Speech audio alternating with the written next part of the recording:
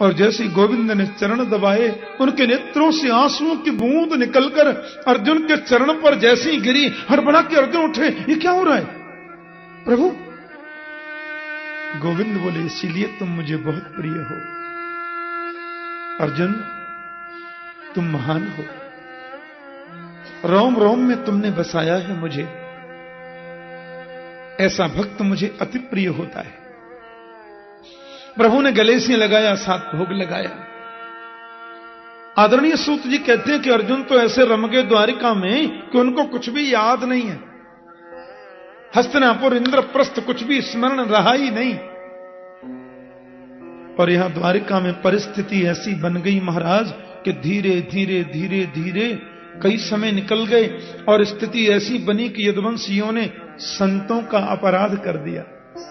विश्वामित्र, असित, कण्व, दुर्वासा, भृगु, अंगिरा, कश्यप, वामदेव, अत्रि, वशिष्ठ और नारद, ये संत लोग बैठे थे। धुना लग रहा था। बच्चों ने वो पोटला बांध करके पेट पर साम के उनकी मजाक उड़ा दी। संतों ने यदुवंश के विनाश होने का शाप दे दिया। जीवन में प्रयास ये करो कि दुआएं सबकी ली जाए, बद्दुआ किसी की नहीं। और शास्त्रों में लिखा है कि दुआ में जितनी ताकत है उतनी दवा में नहीं होती। इसलिए महापुरुषों के सन्मुख जब भी आओ उनको नमन करो, उनके सामने झुको। हमारा ऐश्वर्य बढ़ेगा, श्री वृद्धि होगी, यश की प्राप्ति होगी। संतों को नमन करना चाहिए।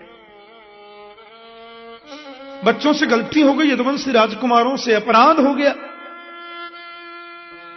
और लौह पिंड को पीस कर उन्होंने समुद्र किनारे डाल दिया। वो किनारे आकर एरिका नाम की घास पूरे जंगल में फैल गई और यदुवंशियों में झगड़ा शुरू हो गया, एक दूसरे को मारने लगे। कहते कि अर्जुन वहीं हैं, कृष्ण बलराम भी बचाने दौड़े, किसी ने सुनी नहीं और लड़ते लड़ते पूरे यदुवंश का विनाश हो गया। बलराम जी शेष बनकर के क्षीर सागर में चले गए और हमारे गोविंद भी किसी को निमित्त बना करके अंतर्धान हो गए। प्यार से बोलो जय श्री कृष्ण।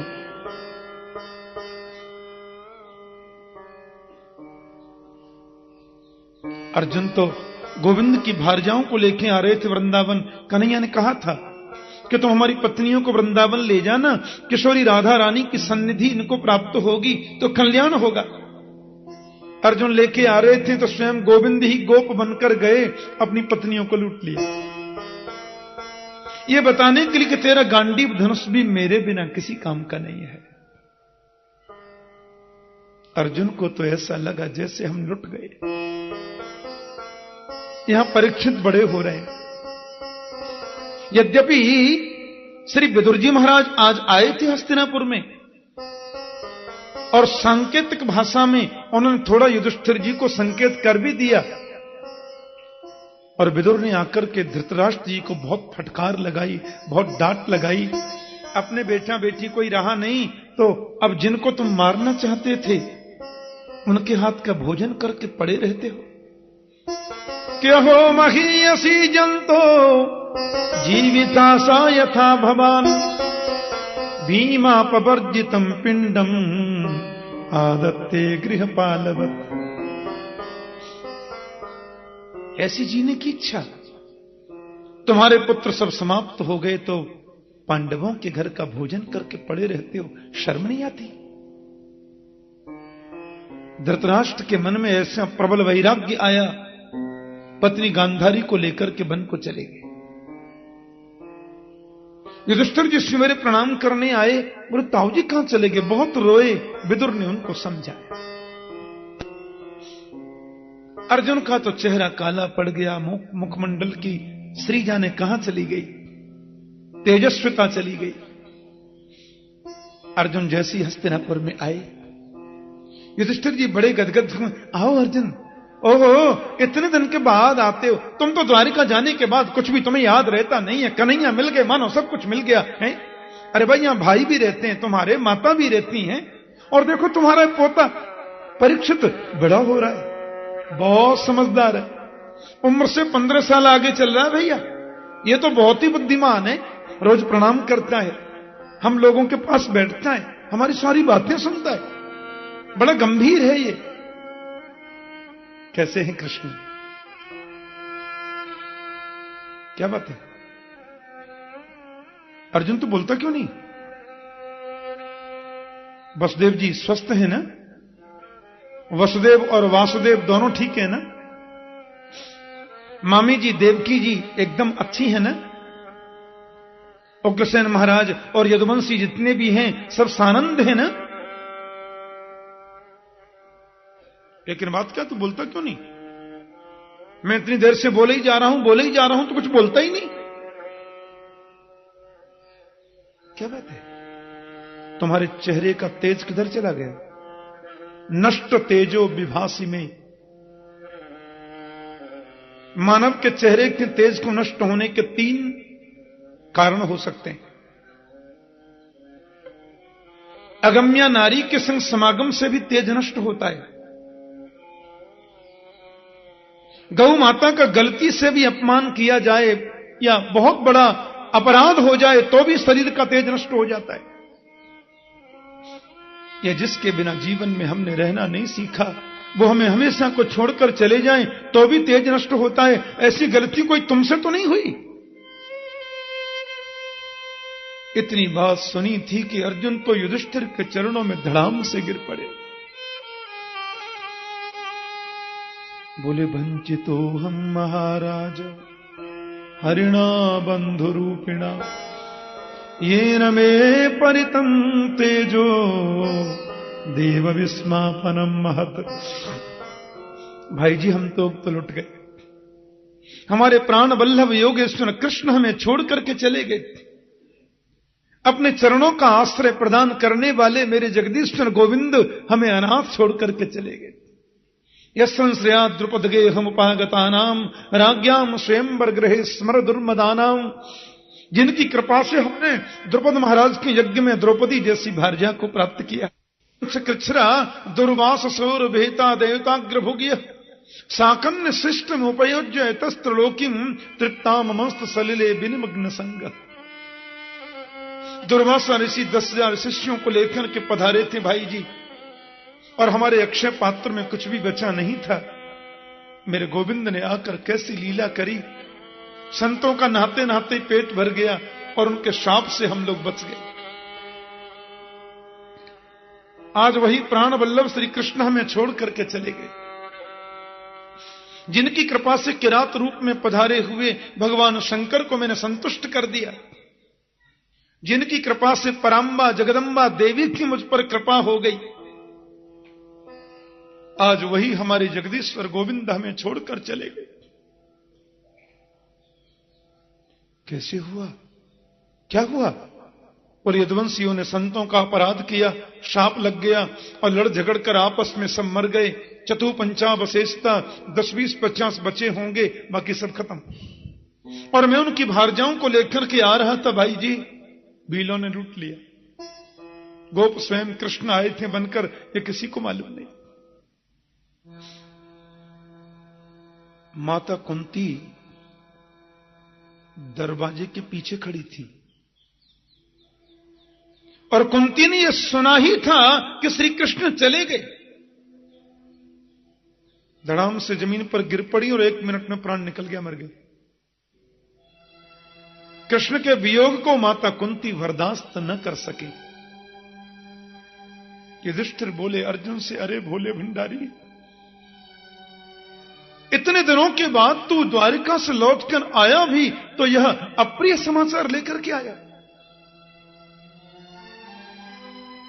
रोते रोते माता के संस्कार किए और पांडवों ने निश्चय कर लिया। युधिष्ठिर बोले, जब गोविंद ही इस भूमि पर अब विराजमान नहीं है तो हम लोग रह करके क्या करेंगे।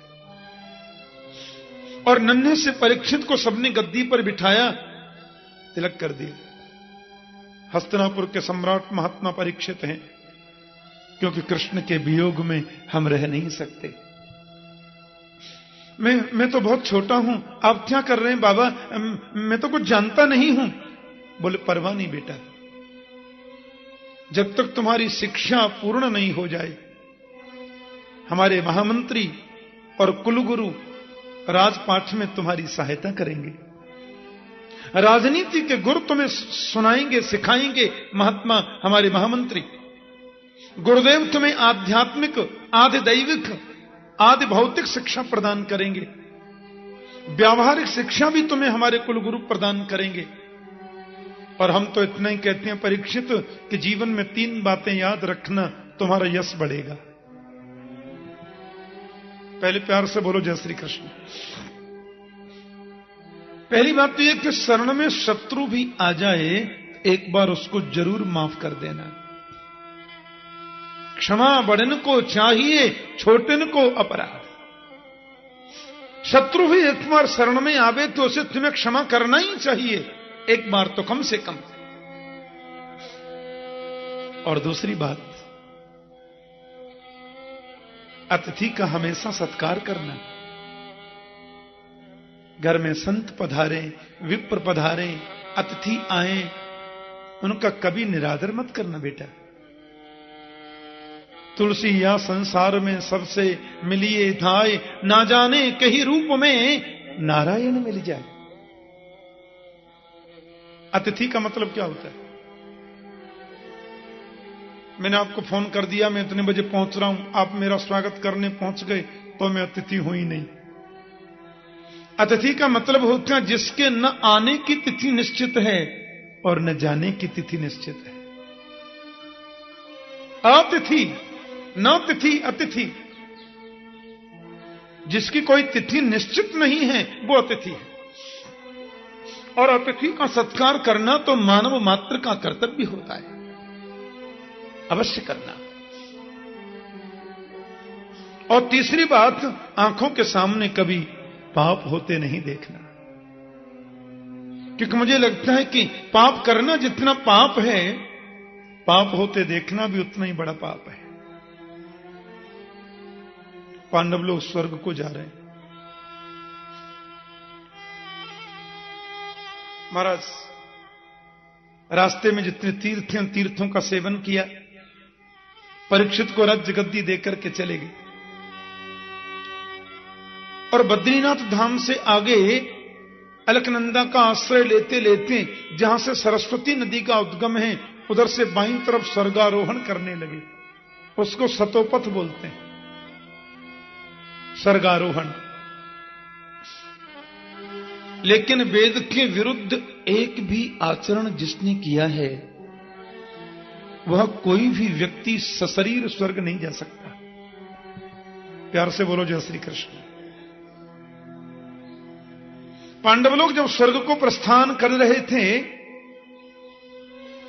तो नकुल सहदेव दोनों बीच में गिर पड़े और मृत्यु हो गई। भीमसेन ने पूछा, भाई जी हमारे लघु भ्राता ये नकुल सहदेव की ये क्यों, क्या हुआ, क्यों मर गए? बोले, इनमें एक को सुंदरता का अभिमान था, एक को गणित विद्या का अभिमान था, इसलिए सशरीर स्वर्ग ये नहीं जा सकते। थोड़ा और आगे गए, महारानी द्रौपदी का पतन बीच में हो गया। भाई जी इनका पतन बीच में क्यों हुआ? युधिष्ठिर बोले, भीमसेन पति तो हमें इसके 5 थे, पर द्रौपदी का आकर्षण अर्जुन के प्रति ज्यादा था, इसलिए द्रौपदी भी सशरीर तो नहीं जा सकती। थोड़ा और आगे गए, अर्जुन भी गिर पड़े। भाई जी हमारे भैया अर्जुन क्यों गिरे? बोले, अर्जुन को गांडीव का बड़ा अभिमान था, और गांडीव के अभिमान में आकर एक बार तो इसने कृष्ण के लिए भी बहुत आदर सूचक शब्द प्रयोग नहीं किए थे। एक बार तो अर्जुन ने यहां तक कह दिया था कि नाहम संकर्षणो ब्रह्मन् न कृष्णो कार्ष्णिरेव च अहं वा अर्जुनो नाम गांडीवम यस्य वैधनो। पंडित जी से बोले, पंडित जी मैं कृष्ण नहीं हूं, मैं बलराम नहीं हूं, मैं प्रद्युम्न अनिरुद्ध भी नहीं हूं, अहं वा अर्जुनो नाम, मैं अर्जुन हूं महाराज। गांडीवम यस्य वैधनु, अहंकार हो गया था इसे। यह मनुष्यत्व में दुर्गुण है। और ये सशरीर स्वर्ग नहीं जा सकता। थोड़ा और आगे गए तो भीमसेन भी लड़खड़ा कर गिरे और मरते मरते पूछने लगे, भाई जी मैं बीच में क्यों मर जाऊं, मेरे लिए तो बता दो। हंसकर बोले, तुम बहुत ज्यादा खाते थे। बोलो जय श्री कृष्ण। यावत ध्रियेत जठरम तावत सत्वम ही देहि नाम, भागवत में लिखा है। भागवत में ये मंत्र है, यावत ध्रियेत जठरम तावत सत्वम ही देहि नाम अधिकम योभिमन्येत सस्तेनो दंडमर्हति। जितने से अपना काम चल जाता है उससे ज्यादा की इच्छा यदि कोई रखता है, सस्तेन, वो चोर है। स्तेन चोर को बोलते, और दंडमर्हति वो दंड का अधिकारी।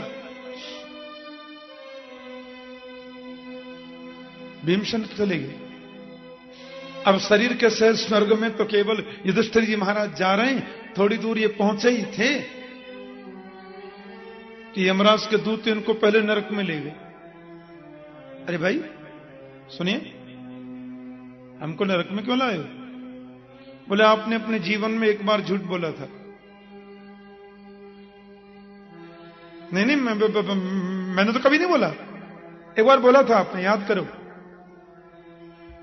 अश्वत्थामा नरोबा कुंजरोबा। द्रोणाचार्य तो पांडवों की सेना को बिछाते जा रहे थे। पांडव लोग बड़े चिंतित हो गए। गोविंद से बोले, अब नहीं छोड़ेगा गुरुजी किसी को। भगवान ने कहा, सवेरे 4:30 बजे समाधि में बैठते हैं, तुम लोग जाके इनको प्रणाम करना। वो आंखें खोलते नहीं है, आंख बंद करते करते पूछ लेंगे क्या बात है, क्योंकि वो समझेंगे कौरव मुझे रोज प्रणाम करने आ रहे हैं। आते हैं, आज 15 मिनट पहले आ गया, जबकि आते सब टाइम से ही थे। सवेरे 5 पांडव गए और भगवान भी गए थे पीछे पीछे। गुरुजी को प्रणाम किया। द्रोणाचार्य समाधि में थे। ठीक है, प्रसन्न हूं, क्या चाहिए बोलो। सिखा पढ़ा के भेजा था कन्हैया ने। पांडव बोले, गुरुजी हम जो मांगेंगे। हाँ हाँ मांगो मांगो, क्या चाहिए बोलो। बोलो, गुरुजी ये बताओ तुम मरोगे कैसे। बोलो जय श्री कृष्ण। गुरुजी से पूछ रहे हैं आप मरोगे कैसे। द्रोणाचार्य ने आंख खोल के देखी, अरे तो पांडव है, आज जल्दी आ गए। कौरव रोज जाते थे ना प्रणाम करने, पांडवों को आज पहले भेज दिया प्रभु जी ने। अब हां कर चुके हैं, नहीं कैसे करें। द्रोणाचार्य जी ने कहा, पहले तो मैं ये पूछना चाहता हूं कि तुमको यहां भेजा किसने। देखा दरवाजे के पीछे की ओर श्रीमान जी खड़े थे, हवा से पीतांबरी दिख रही थी थोड़ी थोड़ी। द्रोणाचार्य समझ गए। बोले, जिसका वो रक्षक है पीतांबरधारी, उसको भय नहीं करना चाहिए। और मेरे मरने का जहां तक प्रश्न है बेटा, द्रोणाचार्य के हाथ में धनुष बाण तब तक है, देवराज इंद्र भी उसको परास्त नहीं कर सकता। ये पक्की बात है। और मैं धनुष बाण फेंक दूं, मुझे निहत्थे को कोई भी मार सकता है। और जब तक मैं अप्रिय समाचार नहीं सुनूंगा तब तक मैं धनुष बाण फेंक नहीं सकता। और तुम जानते हो प्रिय कौन हो सकता है मेरे जीवन में? एक ही तो बेटा है मेरा, अश्वत्थामा। उसका अप्रिय मैं बर्दाश्त नहीं कर सकता। यही मेरी मौत का कारण हो सकता है। देखो कितने महापुरुष अपने मरने का कारण भी बता दिए। पांडव लोग आ गए। कौरवों की सेना में एक हाथी था, उसका नाम भी अश्वत्थामा ही था। भीमसेन ने वो अश्वत्थामा हाथी उठाया, धड़ाम से जमीन पर पटक दिया, जोर जोर से चिल्लाने लगे, अश्वत्थामा मारा गया, अश्वत्थामा मारा गया। द्रोणाचार्य बोले, तुम झूठ भी बोलते हो, तुम्हारी बात मैं मानूं कैसे? हां, युधिष्ठिर यदि कह दें कि अश्वत्थामा मारा गया तो धनुष बाण तो मैं फेंक ही दूंगा। अब युधिष्ठिर की बगल में आ गए कन्हैया, दूसरे रथ पे थे, और इशारे से बोले, बोलो बोलो अश्वत्थामा मारा गया। युधिष्ठिर बोले, आदमी थोड़ी मारा है, मैं नहीं बोलता। कन्हैया बोले, जल्दी बोलो अश्वत्थामा मारा गया। युधिष्ठिर बोले जो आदमी कभी झूठ नहीं बोलता उसको बोलना पड़े तो बड़ा डरता डरता बोलता है, और झूठ में भी वो सत्य बोल ही जाता है। अरे मैं कहता हूं जल्दी बोलो। अब युधिष्ठिर जी महाराज थोड़े से डर गए, बोले सुनिए, अश्वत्थामा हत, बोल दिया। द्रोणाचार्य ने धनुष बाण फेंक दिया, बेटा नहीं रहा तो अपन रह के क्या करेंगे। और उन्होंने जैसे धनुष बाण फेंका महाराज, युधिष्ठिर बोले मेरी वजह से एक ब्राह्मण की हत्या हो जाएगी। पीछे से आया द्रौपदी का भाई धृष्टद्युम्न, और धृष्टद्युम्न ने आकर के महात्मा द्रोणाचार्य पर वार कर दिया और उनको मार दिया। बोलो जय श्री कृष्ण। लेकिन युधिष्ठिर जी महाराज जोर से बोले नहीं नहीं, वो हाथी मरा है कि मनुष्य, जरा सोच लेना, मरा तो है लेकिन हाथी है कि मनुष्य।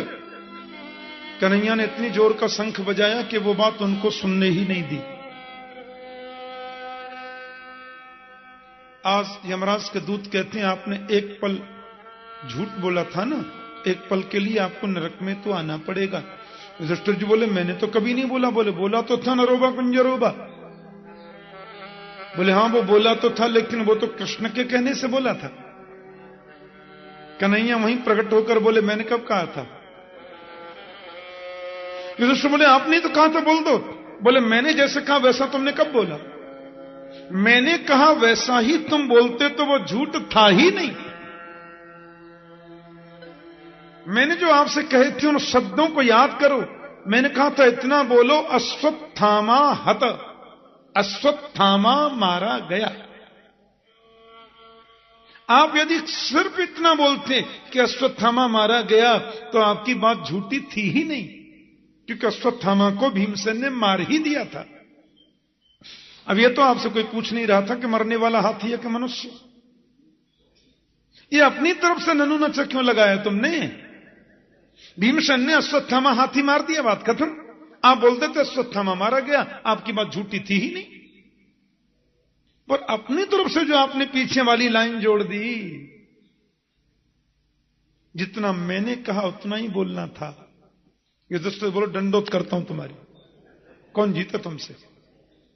एक क्षण नरक दर्शन करके युधिष्ठिर जी सीधे स्वर्ग को पधार। वो तो धर्मराज है, धर्म की गद्दी पर प्रतिष्ठित हुए। अब प्रश्न ये उठता है, एक बार झूठ का ये परिणाम है, और वो भी किसी के कहने से, अपनी तरफ से नहीं, तो भी उनको 1 मिनट नरक दर्शन करना पड़ा। तो कभी हम अपने को खोजें। बोलो जय श्री कृष्ण। हमारी हालत क्या है। इस कथा से हमको यही शिक्षा मिलती है। एक पल झूठ बोलने वाला, और वह भी युधिष्ठिर, साक्षात धर्मराज, उसको भी नरक दर्शन करना पड़ा। तो फिर हमारी स्थिति क्या है। कभी कभी अपना आत्ममंथन करें, कभी कभी अपने आप को खोजने की हम चेष्टा करें। राजर्षि परीक्षित तो बड़ी श्रद्धा से रहते हैं। गोविंद के चरणों में उनकी अद्भुत निष्ठा है, अद्भुत भक्ति, अद्भुत निष्ठा, अद्भुत प्रीति। शिक्षा बड़ी उच्च स्तरीय शिक्षा प्राप्त की। गुरुदेव का आशीर्वाद, प्रियजनों का आशीर्वाद, स्वजनों का आशीर्वाद, महात्माओं का आशीर्वाद, संतों का आशीर्वाद और पूरी प्रजा की शुभकामना। क्यों न बढ़ेंगे। दिनों दिन बढ़ रहे हैं महात्मा परीक्षित, और शादी भी हो गई। शादी का मतलब यह नहीं है कि हम विषय वासनाओं में इतने लिप्त हो जाएं कि दिन कब हुआ रात कब चली गई पता ही न चले। शादी का मतलब है अब तक अकेले भक्ति करते थे, पूजा करते थे, अब दोनों मिलकर के करेंगे। और गोविंद के दरबार में जब परीक्षित बैठ जाते तो उनको कुछ भी याद नहीं रहता। हाँ, मैंने तो कई जगह देखा है कि लोग कथा सुनते हैं तो उधर भी मोबाइल बज जाता है, और कई लोग तो नीचे सिर करके कथा में बैठे बैठे शेयर मार्केट की बात कर लेते हैं, कितना चढ़ा कितना उतरा। परीक्षित जब पूजा में बैठते, भजन में बैठते, तो सब कुछ भूल जाते हैं। सकृदेव प्रपन्नाय तवास्मीति तु याचते अभयम सर्वभूतेभ्यो ददाम्ये तद्व्रतम मम। भगवान के चरणों में बैठो तो सब कुछ भूल करके बैठो, तादात्म्यपन्न हो जाएं। वो हमको देख रहे हैं, हम उनको निहार रहे हैं, आंखों से आंखें मिलाओ। प्रभु को निहारना चाहिए।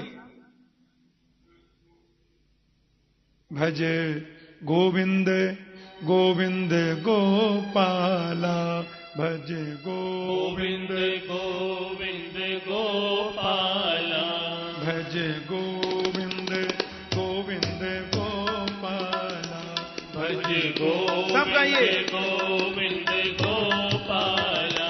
मेरा मुरली मनोहर नंद लाला, मेरा मुरली मनोहर नंद लाला, मेरा मुरली मनोहर नंद लाला, मेरा मुरली मनोहर नंद लाला।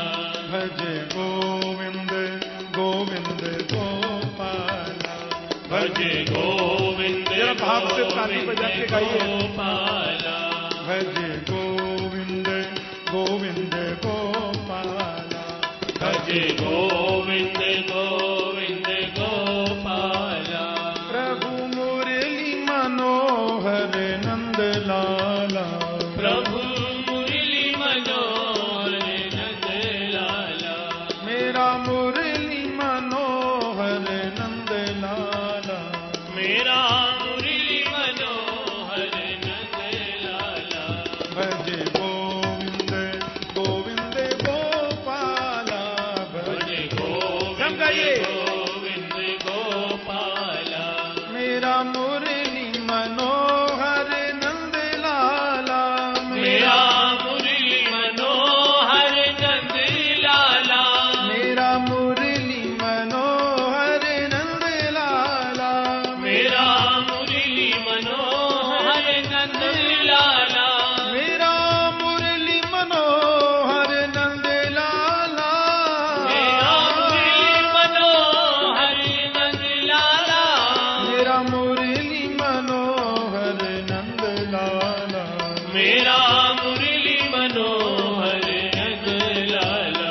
भज गोविंद गोविंद गोपाला, भज गोविंद गोविंद गोपाला, भज गोविंद गोविंद गोपाला, भज गोविंद गोविंद गोपाला। वृंदावन धामनी को, ब्रज को, विश्रामनी को, श्यामा और श्यामनी को, मंदिर आनंद को, काली धाननी को, यमुना को नीरनी को, रेणुका को खाननी को, साधनी को कन्या को, राधा कृष्ण कुंडनी को, वृंदावन चंदनी को, राधा कृष्ण कुंडनी को, भक्तन को संगनी को, गौर श्याम रंगनी को, अंग युग चंद को, नील पीत कटनी को, बंसी बट कटनी को, ललित किशोरी की नटनी को, नंद को,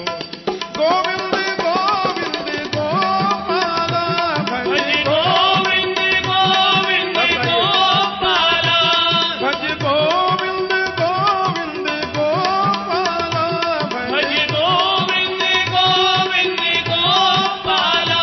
मेरा मुरली मनोहर नंद लाला, मेरा मुरली मनोहर नंद लाला, मेरा मुरली मनोहर नंद लाला, मेरा मुरली मनोहर नंद लाला।